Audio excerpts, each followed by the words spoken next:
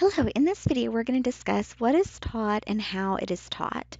And so we're going to focus on curriculum as well as instruction. So we'll talk about how these things relate to each other as well as how they are different. So let's start with curriculum. So curriculum is the what that is taught. So it's the content that is being taught. So you can look at it like the name of a course. So in college you take things like British literature, college algebra, biology, history, those type things. You can also look at it more on a granular level and look at it as the actual content items that are being taught in the class. So in a history class, you might learn about Native Americans or the Civil War, the Revolutionary War. In biology, you might learn about microbes. You might learn about the cell parts. So all of those elements are the content of what you're teaching, and that is part of the curriculum. Often you'll see what a student is learning in terms of the curriculum written out in an objective format. It'll say the student will be able to do X, Y, and Z by the end of this unit. So by the end of this unit, the student will be able to label all the parts of an animal cell. And so that again is speaking to the content of what the student should be able to do by the end of the unit, the semester, the year, etc. Now, as a teacher, you really don't get to make decisions about the curriculum at that level. So you don't get to decide what content you want to teach. That information is put forth by the state or the nation, and you get to make instructional decisions of how it is taught, which we'll get to later. But in terms of what is taught, you don't have much of a say in that. So you can't just decide, hey, I like dinosaurs, I'm going to teach about dinosaurs, or hey, I like sharks, I'm going to teach about sharks. You have to follow the curriculum set forth by your grade level and subject area. So we follow federal standards right now, which are Georgia Standards of Excellence. These are actually put forth initially by the federal government, and we were able to adopt and adapt them slightly so that they become Georgia's and in their own. But they are comparable to other state standards because, again, at some point, each state made up their own curriculum and made up their own standards, and that's actually we had something called Georgia Performance Standards, were state standards, but there was unification to where, for the most part, the federal standards are very similar now, and they're used at the every state, but we are able to make some edits to those to make them our own. There's also national standards among technology, music, art, etc. So the curriculum can be set at the state level as well as the federal level. So in the past, so maybe if you have your mom or your grandmother who were teachers, they probably remember a time when the teachers created the curriculum. So they had pretty much a say as to what was taught in the schools, or maybe even the school or the district itself had that level of control. It was very much on a local level control. As of right now, again, the state creates the curriculum, but we are moving into the future now where more or less the nation is creating the curriculum. The states adopt it, maybe for some incentive. They're given funding if they adopt the national curriculum. And again, and some edits are allowed to kind of adopt and make the curriculum to fit the needs of the individual state. So you want to think about how that affects mobile students. So if you have a student who lives in a certain district and they move a lot, maybe because of a variety of reasons, maybe they're between parents, maybe their parents change jobs a lot, maybe for a variety of reasons they change schools a good bit. Maybe they live with grandparents, whatnot. Maybe they're in foster care, a variety of reasons. So if the curriculum is set forth by the local or the district, and they're constantly changing schools, the curriculum of what they're learning is constantly changing. Now, if it's at the state level, it's a little bit more secure, a little bit more stable as long as they stay in the state. But having federal standards kind of ensures a little bit that the majority of students are learning the same things at the same time. So it gives us some consistency with mobile students, as well as being able to compare what students are learning and how they're doing in that area. Now, most of the time when you hear about curriculum, you're hearing about content in terms of subject areas, English, science, math, social studies, etc., etc. But curriculum can involve more things. It can involve things like values, characteristics, citizenship, observations, those type things. Because whether you realize it or not, students are learning more than just content from you. They're observing you as a teacher, and they're learning things about your disposition, your attitude, your behavior, how to react to things. They're watching you as a human as well. They're not just soaking in what you're teaching them in terms of the content. So we have the formal curriculum, which is what is taught and what is observed. And this is what you're more or less used to hearing about when you hear about a curriculum. It's explicit, it's planned, it's the subject areas, the content, the skills. Usually these are based upon objectives that have been written or standards that are being used. And this involves, sometimes from textbooks, from curriculum guides that give the information. But keep in mind that students don't learn the material exactly how it is presented and taught. They have to make those connections themselves of what they are learning to understand and to know how that is going to go into their own brain and how they're going to reference it themselves. So they have to make that personal connection with the content. Next, you have the inner curriculum, which is not observable, and that's how students process this information that they're learning. You need to check students' learning process constantly by giving very small assessments of learning. So it might just be asking questions, seeing how they're responding. It might be a ticket out the door. It might be a short little pop quiz. It might be a little poll that you do. But you want to constantly check what they're learning and how that is aligning to the curriculum that you're teaching. So next we have the hidden curriculum, which are things that aren't explicitly taught, but the students do learn. And a lot of this, it's things like, again, dispositions, attitudes, the classroom environment, things that they're picking up inadvertently and also informally or non-verbally. So things like how you as the teacher treat people, how you treat the students, how you treat the parents, how you treat other teachers, how you allow students to treat each other, how tolerant you are to differences in the classroom, how fair you are among the different students. Students are able to pick this up and are able to make decisions about how they want to function in the classroom and outside of that based upon what you are doing. It's also how they determine what is important. So you want to be careful how you relay that information to students. So you might say that, I teach math, but I hated math in school. What is that interpretation as a student going to draw from that? If you say, well, I really don't like math, but we have to learn it because the curriculum says so. What are you implicitly teaching students about math? That it's not important, that it's not valued, that maybe if you're a female, females aren't supposed to like math. Students can draw a lot of conclusions about what you do and what you say. And you want to particularly be aware of minority students or students with different backgrounds because, again, not only are they seeking some understanding from their own teachers, but they're trying to find their place in the classroom as well, knowing that they have differences. So again, we've discussed that our current Georgia school systems use a curriculum that is the Georgia Standards of Excellence, which is a standardized curriculum.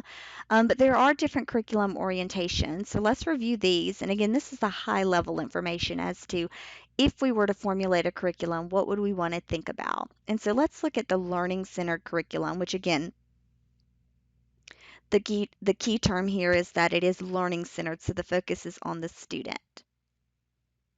So the foundations of this is the belief that students shouldn't have formal schooling until they're a little bit older. Those who support this type of learning kind of believe more or less that students should have more curiosity, more free play, more constructivist thinking where they decide their own what they want to learn and how they want to learn it. So again, there's not formal schooling till a little bit earlier or a little bit later in their childhood. So with the learner centered curriculum, you'll see that it is very learner centered. Again, the student is the focus. So the student guides what is being taught and how well and how quickly they move themselves or pace themselves through the learning. The content is based upon the student's interest, and the student does have the ability to choose what he or she is learning based upon those interests. There isn't a set standard or curriculum per person, which is very much a difference than what we're used to with having a set curriculum that all students learn. This is based upon the students' abilities and interests. This allows for their individual pathways for learning, so they can basically take it upon themselves to explore different interests in different areas, as well as a big thing here is the pacing. They're able to move through content quickly or slowly depending on their individual needs. Now, you'll see current public school systems leaning a little bit towards this area, not necessarily in terms of allowing the student to pick the content that's being taught, but more so in the pacing. You'll hear things like individualized learning plans or personalized learning that schools are adopting. And often they're using technology to do this. And basically, what's happening is they still have a set of standards or curriculum that all students are learning, but they're able to move through it at their own pace. So, using their computer, using the online activities and programs, they're able to maybe move through a module or a piece of content faster if they pick it up quicker, they understand it more. While students who don't, they're able to do remediation assignments and review it. So, you could have a class of 20 students all at different levels on the same curriculum, which is quite a little bit of a change for what we're used to. We're used to, for the most part, keeping all the students on the same page, the teacher teaching the same content to all the students at the same time. But with the use of technology, with the use of the Chromebooks, the iPads, and different programs that allow for student tracking and self pacing, it does allow the students to move at their own pace rather than being stuck with the same class. Some students getting left behind because they need remediation, and then some students getting bored because they're able to move forward. So that is kind of a something that we see being implemented in public schools that does kind of speak towards the Learning Center curriculum. Now, those who are for the Learning Center curriculum um, buy into the idea that the students should have a say in what they want to learn and what they want to know. They don't focus on isolated subject areas, so they don't really believe that biology should be taught in this context, math should be taught in this context. Literacy should be taught in this context. There's a time and place for each of it. They more or less believe in the integration of those subject areas. So that's what you experience in real life. You don't say, well, from 9 to 10, I'm going to use my math skills, and from 10 to 11, I'm going to use my literacy skills. You kind of use them in combination as they come up in real life situations. And the premise here is that since the student is interested and they have their own pacing, they're more likely to be engaged and motivated because they're getting only the content they need at that specific time.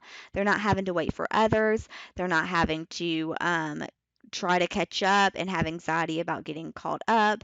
And then again, they are able to focus on what they're interested in. For those that are against or not, favorable of the Learning Center curriculum, believe that it is difficult to do because it is so diverse, it is so individualized to the students. And then the question is, what if the student doesn't know what they want to learn? What if they're just kind of exploring lots of different options? And then also, what if it's something that the student really wants to learn about that there's not really a job or a need for it in society? Maybe they want to study some obscure topic that they're interested in, but in their small rural county there really aren't jobs for it. Do we allow them to go down that path anyway? And does this information transfer, and how do we assess this information? If the teacher's not an expert in all these different fields and all these different areas, how do we really assess it and know that the student is moving forward in that particular area? So now let's think about the second curriculum orientation, which is the needs of society curriculum, which again, the focus here is on the needs of what is in society. So how do we educate people to make sure that those changes and needs are met? So again, the establishment of this curriculum is very problem based. There isn't a set content. It is based upon the current issues at the time. So often what happens is it's evaluated what are the needs of society right now. Do we need more nurses? Do we need more teachers? Do we need the development of more medical things? Do we need more engineers? What do we need based upon how our society is currently functioning? Do we need more technology experts because there's a continued rise in the use of technology? So you base it upon that. What problems do we need solved in our society, and how do we need to educate our up and coming students to be able to answer and meet those problems? So again, the focus is on the social problems as well as economic problems of the time. It also involves a lot of problem solving and critical thinking because you're teaching those students to say, here's a problem we have. We have, all of these different issues, be it environmental, be it technological, be it medical. How are we going to solve these problems? And you teach students to think through these problems and to solve these problems.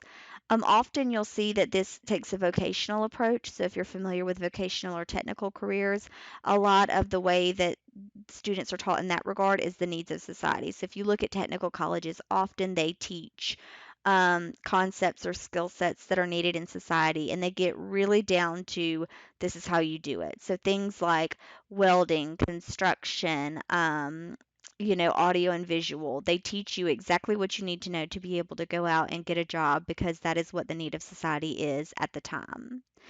Businesses do need to have a buy-in in this, so you're going to need some input from businesses because, again, that's what we are training the students to be able to do. And then sometimes frills are cut out. So, if you go to a technical college, oftentimes you are only taking welding classes if you are in the welding certificate or degree programs. A lot of these extracurriculars are cut out because, again, we're focused on exactly what the society needs. Now, those who are pro this type of curriculum are motivated because it gives meaningful employment. So, those who are for this believe that we are training students for jobs. And so we're looking at what jobs are going to be available and what jobs are going to be needed, and we're training our students to fulfill those jobs. Oftentimes, magnet schools have this. So if you are familiar with magnet schools, they often have a specialty or an expertise. So it might be that a magnet school is focused on art, and so it kind of has a overlying art to it. So, people participate in chorus, people have band, they focus their resources in that.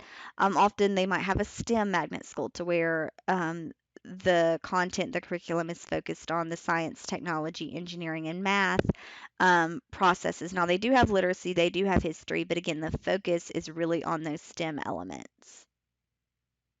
Those who are against needs of society argue that the society changes happen often. So, by the time we have our kindergarten students who are able to start college, the needs of society have changed.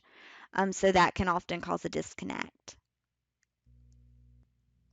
We also look at different societies and areas need different things. So if we're teaching students and raising students to the needs of society of Georgia, and then they move to New York, those are going to be the needs of that society in New York is going to be quite different than what is needed in Georgia.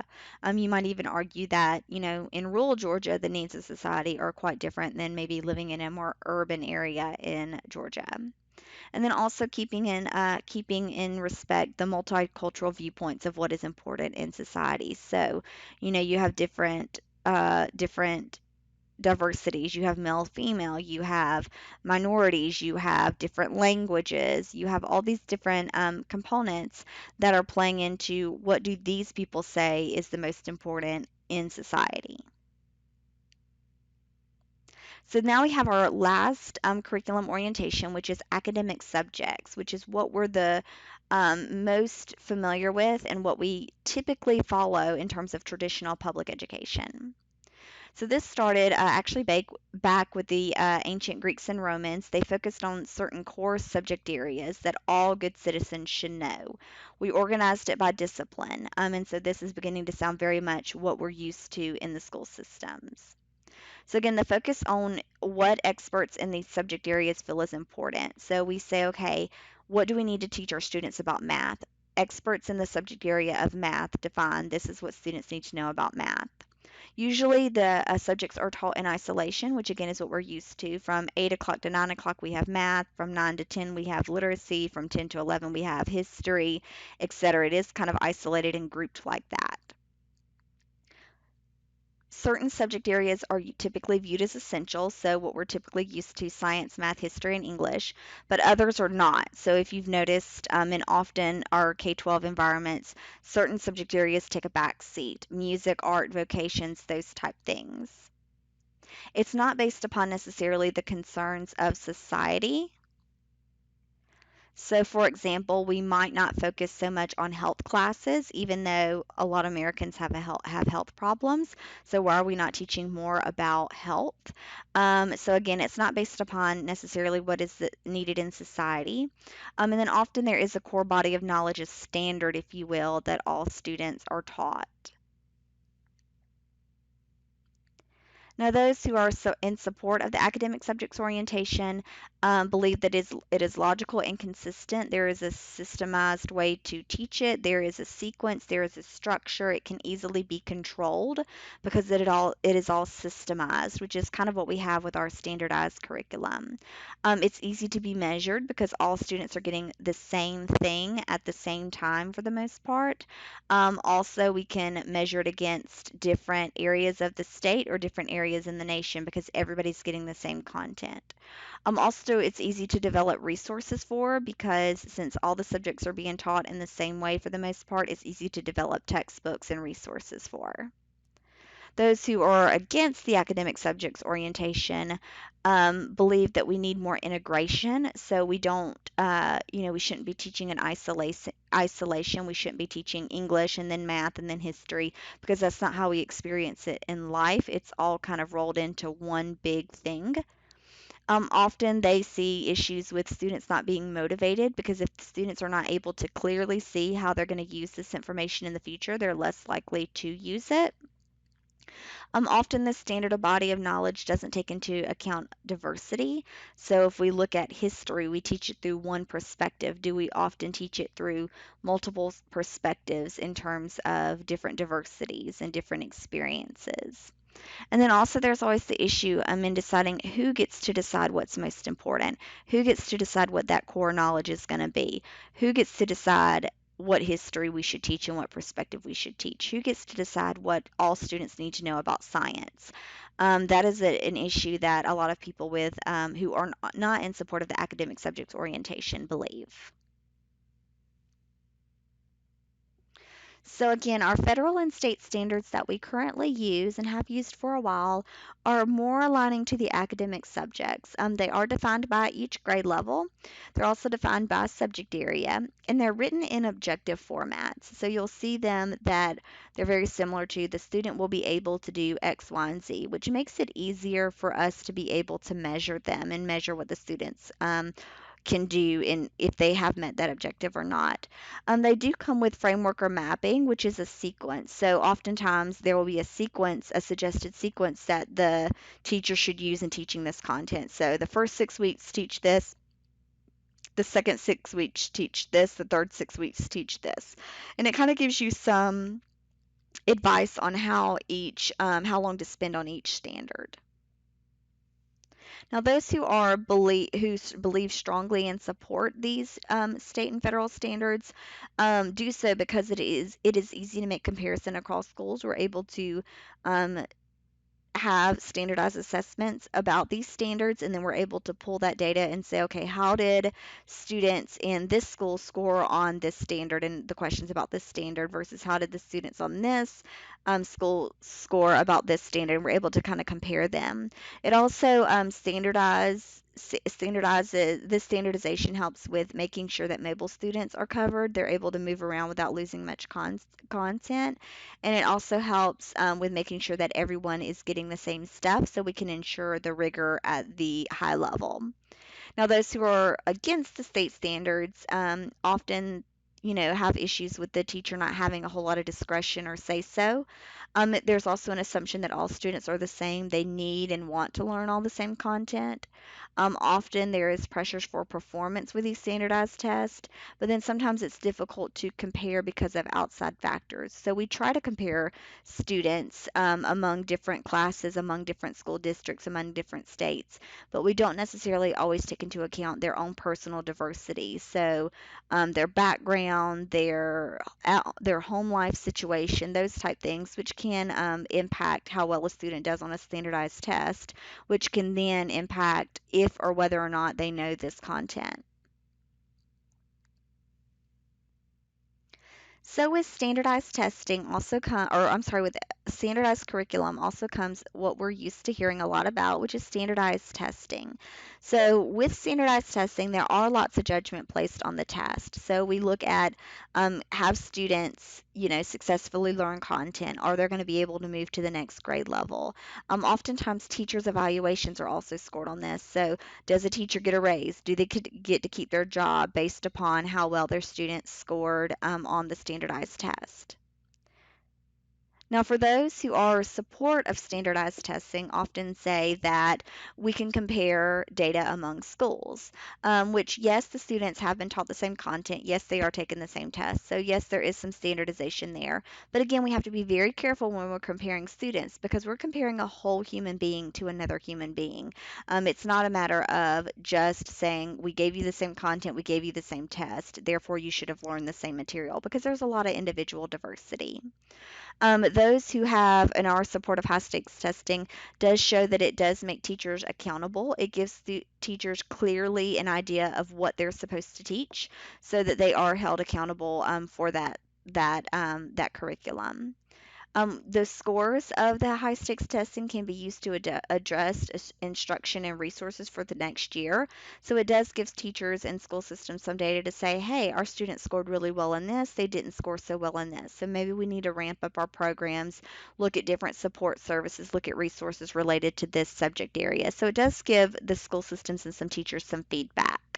And then it also maybe helps identify teachers who are needing help. If a teacher is getting consistently low score, their students are getting consistently low scores on their standardized testing, maybe we need to provide some support for that teacher to help them in the teaching and the instruction levels, maybe giving them some professional development, maybe giving them some different strategies to teach with. Now, those who are against high stakes testing often see that teachers teach to the test. So again, they look at the what's going to be on the test and they teach only that. Um, they often find that the curriculum is not equally covered, and that the students get one shot to show what they know. So they're given that one standardized test, and hopefully they're able to be a good test taker. Hopefully they don't get too nervous. Hopefully they're not having a bad day because that's their one shot to know to show what they know.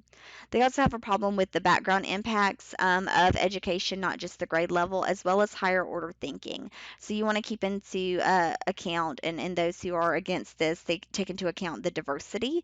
So they don't always give students multiple ways to show what they know. It's pretty much a test. Also, you want to take into account the multiculturalism. So as a student, who's an English language learner, how well are they going to do with an English-based test? They might know the content, they might just struggle with the wording of the questions. Often, in years past, a lot of these tests have been multiple choice, which also can impact how well a student does. And again, a lot of times these multiple choice questions are very rote, very basic, and so it's not really asking them to create something or really showing their advanced understanding of the content.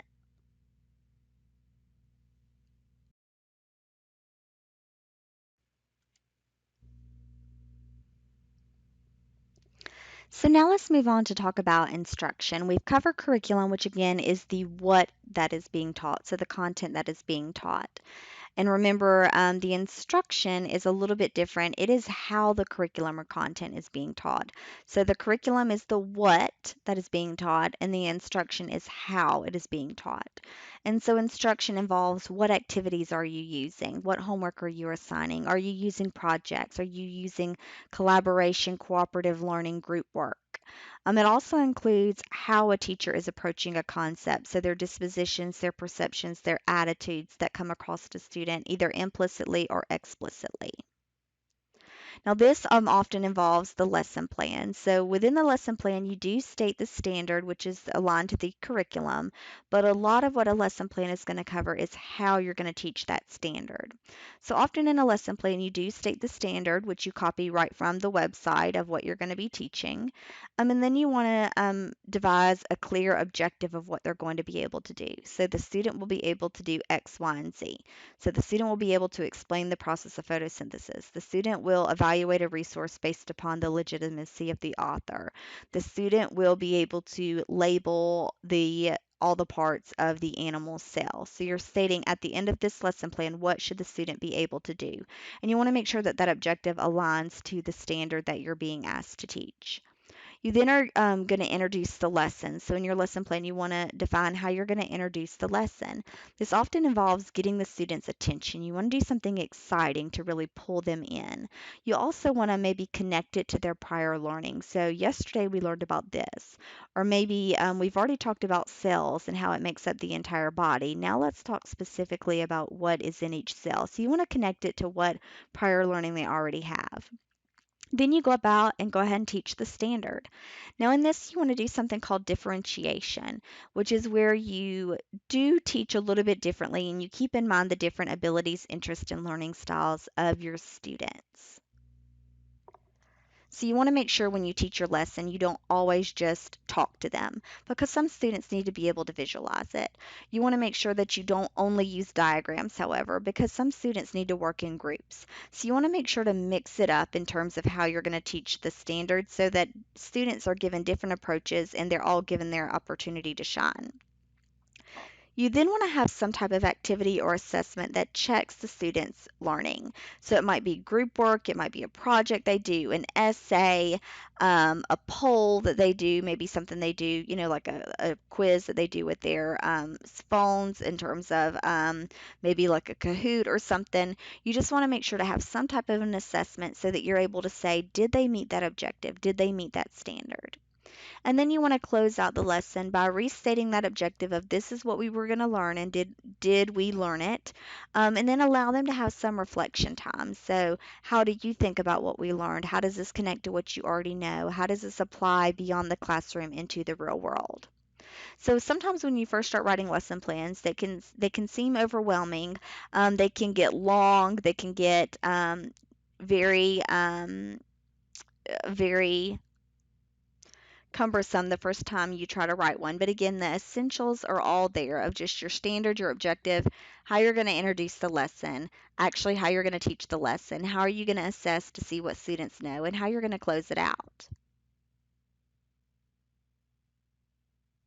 Now, keep in mind that these lesson plans don't always have to last one day. It might be that this lesson plan is going to take a week or several days to complete.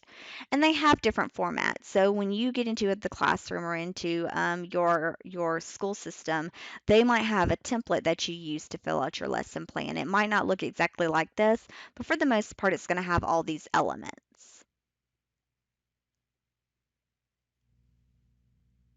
So let's talk about the different types of teaching. So what are some different strategies you can use in teaching your content? One is active or direct instruction, where basically you're directing the lesson. So you're giving the students the information, you're monitoring what they're doing, and you're assessing their learning. That is often known as direct instruction or active learning. You can also do inquiry-based learning where the students are focused, they have discovery activities. So it might be, this is more along the lines of like science labs to where it's kind of an investigation that they're looking at. Or maybe like a web quest. Maybe there's a question that they're wanting to answer and they're having to use technology or things in the room or each other to answer that question. We also have cooperative, collaborative learning groups where they're working in groups to find a common goal. And then this often involves critical thinking where they're having to play each other's thoughts off of each other, as well as allowing for diverse perspectives, which is great when you have students from diverse backgrounds all chiming in about a subject area because they're getting those different perspectives. You also have flexible grouping where students are grouped based upon their ability, and these change as students fluctuate. So it might be that you have reading groups, and a student starts out in the middle group for reading, and then as they get better at the concept and as they advance, they might move to the higher level reading group. So it's based upon how well they're doing at the moment. It's not static groups that are stuck. So the student might do well in reading and be in a high level reading group, but might be in the middle grade math group because they're struggling with math. So again, it's flexible and it's based upon what standard you're teaching at the time and where the student is. Then you have constructivist learning, which is where students have time to connect their new knowledge to their prior knowledge. And this is an approach that doesn't believe that students need to just have isolated facts. The whole goal is that they are going to be connecting it to what they already know. And so in this case, when a student has a misconception or a misunderstanding, oftentimes the brain didn't organize it appropriately. So you can kind of look at this image, and this is kind of what a brain will think about. You have different little brain folders, if you will. And so you want to organize the content into the correct brain folder. And if students don't make connections, then they might put the content that they've just learned in the wrong brain folder. And so it makes it hard for them to retrieve it later. So in this case, all of this is related to reading. And so we're able to see that context clues, reading, spoken language, the alphabet, phonics, they're all related to each other. And students need to be able to see these connections to see how all these things are connected so they make those connections to the different folders. Now, if I happen to put something in the alphabet related to the alphabet, if I put that in my math brain folder, later I'm going to have trouble retrieving that because it's not in the correct brain folder. And so that's the importance of making sure that they do have these connections and that things are getting stored appropriately. So, how do I plan my first lesson plan? First of all, you want to pick the standard that the students need to know by the end of the lesson being completed. You then want to look at the characteristics of your students. So, what do they already know about that content? It might be that you give them a pretest where you ask them questions. It might be that you do a KWL chart, which is where you ask about what do you where you just ask them what do you already know about this subject area.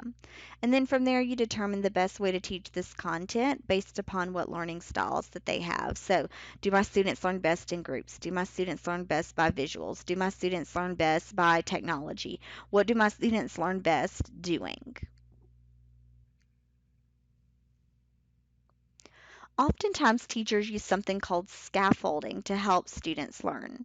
So, to do that, you begin with what a student needs to know. So, you define that objective of what a student needs to know. So, we'll just say, student will explain the causes of the Civil War. That's what I want my students to be able to be done by the end of that lesson. So my first step is to define where a student is and where they are currently functioning. So I need to determine what a student already knows about the Civil War. So do they know what the Civil War is? Do they know what it involves? Do they happen to know some of the causes? Do they happen to know some of the effects? And then I'm going to restate what the student already knows. So I'm going to ask the student, what do you know about the Civil War? And I'm going to repeat that back to them. This is what you already know about the Civil War to make sure that I have a clear understanding as to what they know. Then I'm going to do my little bit of teaching. I'm going to explain to them, okay, this is the Civil War causes, these are the effects. That's where I'm going to do my teaching. And then I'm going to see if the student has learned anything. Have they gotten confused? Now, if they are getting confused and they're asking questions or they're not able to explain back to me in their own words what's happening, I need to back up and go back to what they already know. And I keep doing this, going backwards and forwards until they're comfortable with that new knowledge. So basically, what I'm doing is I'm figuring out where they are, what they already know, and then I'm taking them a little bit further, but I'm constantly checking to make sure, are you good? Are you getting this? If at any point they're not getting it, I back up and go and find where they currently are. And so I'm slowly moving them forward, but again, it's a slow process where I'm constantly checking to make sure I don't leave them behind. And that process is called scaffolding. And so, in summary, you could define that as taking the students as far as they can go while also growing how far they are able to go to slowly move them forward. So, how do you go about writing a good objective? Now, again, for the most part, you're given your standards, which are pre laid out for you because they are curriculum that's already been defined. But so, what you might want to do is learn how to write a good objective. So, you always want to start with something like the student will. Then you want to insert a verb as to what the student is going to be able to do about that particular topic. So it might be the student will explain the causes of the Civil War. The student will complete a multiplication table answering the questions. A student will create a poster of story elements based upon the three little pigs. So the student will do something, which is going to be your action verb, what they're going to do, about something else, what the topic we're learning about. So to help you with that, with those verbs, you want to think about Bloom's taxonomy. And Bloom's taxonomy is named after the guy who came up with it, who was named Bloom. And we look at the levels at which students learn. So there are different levels. We have knowledge, we have comprehension, application, analysis, synthesis, and evaluation. And so the whole premise of this is that there are lower levels of knowledge that are easier to obtain, and there are higher levels of knowledge. So if I ask you to define for me or label something, that's pretty rote. You can pretty much memorize a definition. You can pretty much memorize a diagram to label. So that's not really asking you higher level questions about that concept. Now, as we move forward, if I ask you to apply or analyze something, that's asking you to do a little bit more critical thinking. And then if you get to the end area to where you're having to create or evaluate something, now you're having to really think about some higher level thinking. So think about it. If I were asking you to label the parts of an animal cell, that's pretty rote. You can pretty much memorize that. So what? You can label them. If I ask you to analyze the difference between an animal cell and a plant cell, compare and contrast them, now you're having to do a little bit higher order thinking because you're having to know what each of them involves, be able to label each of those, and be able to tell me how they are alike and different. So that's a little bit more, you have to have a little bit more knowledge about those. Now, if I were to have you read an analysis about a certain disease or a certain misfunction of an animal cell. And I said, okay, tell me what's going wrong with this animal cell. That's higher order thinking because not only do you have to understand what's going wrong with the cell, you have to know what each cell part does to be able to say, well, obviously this part is going wrong or that part is going wrong. So you want to take from knowledge is the very basic level, memorization almost, all the way up to being able to apply and analyze it, all the way up to being able to evaluate and create it. So when you create activities for your students, you want to make sure that you're hitting these different levels of instruction. So when you're creating your objective, the student will, you want to make sure that you're keeping into account, do I just want them to know something? Do I want them to label something, explain something? Or do I want them to compare and contrast or analyze the difference? Or do I want them to be able to straight create something, a whole new product? So you want to keep in mind what you're asking the student to do and at what level, which will help you determine what verb you're going to use. Now, in terms of asking questions as a teacher, you definitely want to constantly question your students because effective teachers ask 24 questions in a class period while other teachers ask only 8. You want to make sure that you're constantly asking your students, quizzing them as to what content they're learning to make sure that they are indeed learning it. And so you want to be careful with the types of question you're asking. Don't always just ask them those lower level questions of be able to define this, be able to label this. Ask them to explain it. Ask them to how does this apply to real life? How do you analyze the differences between these two? If you were to create something new, what would it look like? So you want to always ask those higher order thinking as well. You also want to be very clear of what you're asking the students to do, as well as give appropriate wait time, which this was hard for me when I became a teacher. I would ask a question, almost immediately answer it for them. So you want to give them time to think about it and give them time, especially for those higher order questions, give them time to really come up with an effective answer. Oftentimes they have to kind of put pieces together and really weigh their options. Also, you want to be careful on homework. So, the goal of homework is to practice what the students already know, as well as connect the content to their real world situations, or possibly prepare for the next class if maybe they have readings or videos to watch, such as in a flipped classroom model where they watch content ahead of time and then they do activities in the classroom. So, the goal of homework is not to learn new content on your own. The goal of homework is to practice what you've already learned as well as review. So you want to be careful in the types of homework that you assign because, again, the goal is to review and practice what you've already learned or to prepare for it. You shouldn't expect the homework to do the teaching for you. And again, that is just a general overview of what curriculum is, which keeping in mind that curriculum is what is being taught, the content, as well as instruction, which is how you're going to teach that content to students, taking into account their different diversities.